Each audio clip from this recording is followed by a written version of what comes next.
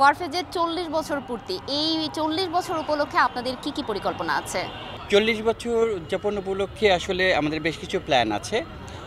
তার মধ্যে আমরা দেশে বিদেশে বেশ কিছু লাইভ কনসার্টে অংশগ্রহণ করব, ইচ্ছা আছে। তারপর দেশে বেশ কিছু আমরা কনসার্ট করব, সিরিজ কনসার্ট করব।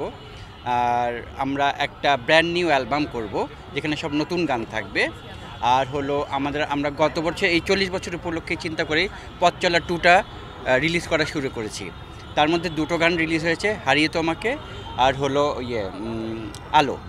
সো আর আরেকটা নতুন গান মায়া, এটা পলাশের কথা সুর। সো আমাদের এই আগামী 1-1.5 মাসের ভিতরে একটা নতুন গান আর আরও 2টা পথ চলার 2টা বা 3টা নতুন গান চলে আসবে।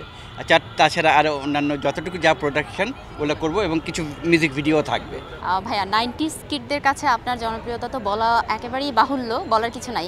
কিন্তু সেই 90s কিডরা অনেকেই এখন বড় হয়ে গেছে, তাদের সন্তানরা এখন তারুণ্যে প্রবেশ করেছে, তাদের কাছেও আপনারা সমান জনপ্রিয়। এর আসলে যে রহস্য বা যদি বলি যে স্পেশালিটিটা কি? আসলে নগদে 500 টাকা বা তার বেশি পেমেন্টে পেতে পারেন ঢাকায় জমিসহ 20 কোটি টাকার পুরস্কার।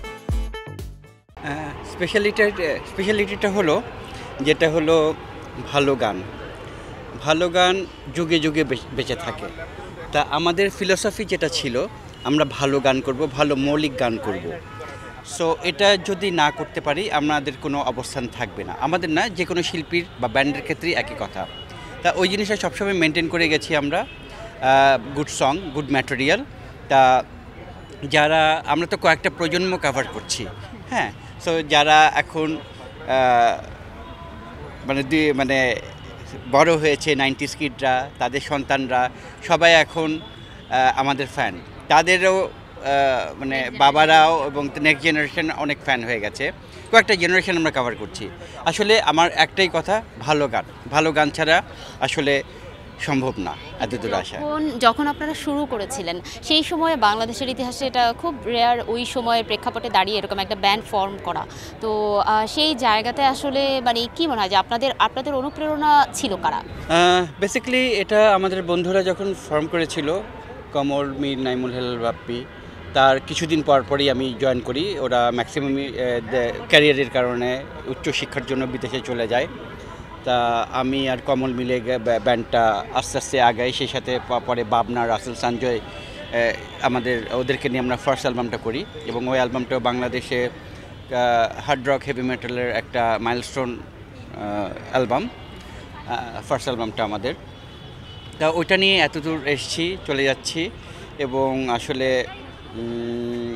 এই পথ চলাটা সহজ ছিল না, অনেক কিছু হয়েছে এর ভিতরে। অনেকে গেছে, এসছে, হ্যাঁ, এবং কাজ করেছে, আবার চলে গেছে। তা ওই একটাই স্বপ্ন ছিল, ভালো কিছু করব সামনে, ভালো কিছু আমাদের বাংলা ভাষাভাষী লিসনার যারা আছে তাদেরকে ভালো কিছু গান উপহার দিব, সেগুলো ছিল আমাদের মূল মন্ত্র। নগদে 500 টাকা বা তার বেশি পেমেন্টে পেতে পারেন ঢাকায় জমিসহ 20 কোটি টাকার পুরস্কার। কেবল গানেই না, ফ্যাশনেও আপনারা নিজেদের একটা আইকনিক জায়গা তৈরি করেছেন। এটা আসলে কিভাবে মেনটেন করেছেন? আমরা যারা লাইভ পারফর্মার, হ্যাঁ, যারা স্টেজে পারফর্ম করি, আমাদেরকে যখন টিকিট দিয়ে দর্শকটা দেখতে আসে, গানও শুনতে আসে, দেখতেও আসে। সো আমাদেরকে এক্সট্রাঅর্ডিনারি কিছু করতে হয় বা হবে। সেই হিসাবেই আমরা ব্ল্যাকটা পরি। এবং বিদেশে তখন আমরা Led Zeppelin, Iron Maiden, Black Sabbath, Dio, Metallica যে এগুলো ফলো করতাম, ওরা সবাই দেখবে যে ব্ল্যাক ড্রেস পরতো। সো আমরা ওই ফিলোসফিটা মেনটেন করতাম। রক, হেভি মেটাল মানে এই ব্ল্যাক, ওইটা করতাম। এবং ফ্যাশনেবল আমরা কিছু like Ralph Lauren, Lacoste, Levi's, No Fear, North Sport, Puma, Nike, এগুলা সবসময় পরতাম। এবং ওই সময় আমরা কিন্তু ব্লু জিন্স পেতাম, ব্ল্যাক জিন্স পেতাম না। আমরা ওই লিফাতে এবং বিভিন্ন লন্ড্রির দোকানে বলতাম, মামা এটা একটু কালো রং করে দাও প্যান্টটা, এরকম এইভাবে জিনিসগুলো আমরা করতাম। ঠিক আছে, একটা আইকন হয়ে দাঁড়ালো। কিন্তু সেই জায়গা থেকে চেনা ওয়ারফেজ হঠাৎ করে কোক স্টুডিওতে হোয়াইট ওয়ারফেজ হয়ে গেল, এটা অভিজ্ঞতাটা কেমন? এটা কোকের একটা অ্যাচিভমেন্ট। আমরা ব্ল্যাকের বদলে হোয়াইট পরেছি, বা বিভিন্ন ব্ল্যাকের বাইরে আমরা হোয়াইট পরেছি, ভিন্ন কালার পরেছি। এটা অন্যরকম একটা আমেজ দিয়েছে, যেটা আসলে ফুটে উঠেছে। সেটটাও খুব সুন্দর ছিল, কোক স্টুডিওকে অনেক ধন্যবাদ, কাস্টিউম টিমকে ধন্যবাদ, ডিরেক্টরকে ধন্যবাদ, পুরো টিমকে ধন্যবাদ কোক স্টুডিওর। এখন অনেক তরুণরাই আপনাদের গান কাভার করছে, আগে থেকেই কাভার করছে, তো এই বিষয়টা যখন দেখেন তখন কেমন লাগে? না, অবশ্যই ভালো লাগে। একজনের গান মানুষ তখনই কাভার করে যখন গানটা তার হৃদয়ে স্পর্শ করে, না হলে সম্ভব না। তো এটা অবশ্যই ভালো লাগে। আমাদের গান জনে জনে, লোকমুখে, তরুণ প্রজন্ম, তারপর বড় হোক ছোট হোক, সবার হৃদয় যখন স্পর্শ করে, তারা যখন গায় বা কাভার করে বা অন্যান্য অনুষ্ঠানে গায়, তার হৃদয় স্পর্শ করে, তখন অবশ্যই ভালো লাগে। তখন মনে হয় এখানেই আমাদের সবার সার্থকতা ব্যান্ডের। ঢাকা ইউনিভার্সিটি ব্যান্ড সোসাইটি, তো এই সংগঠনটি সম্পর্কে কিছু বলবেন? ঢাকা বিশ্ববিদ্যালয় আমাদের বাংলাদেশের একজন সেরা বিদ্যাপীঠ।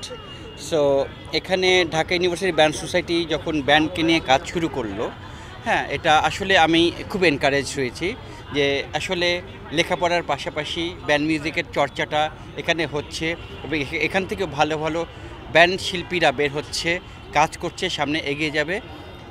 এটা দেখেছি আমি ওদের ভিতরে এই সম্ভাবনাগুলো।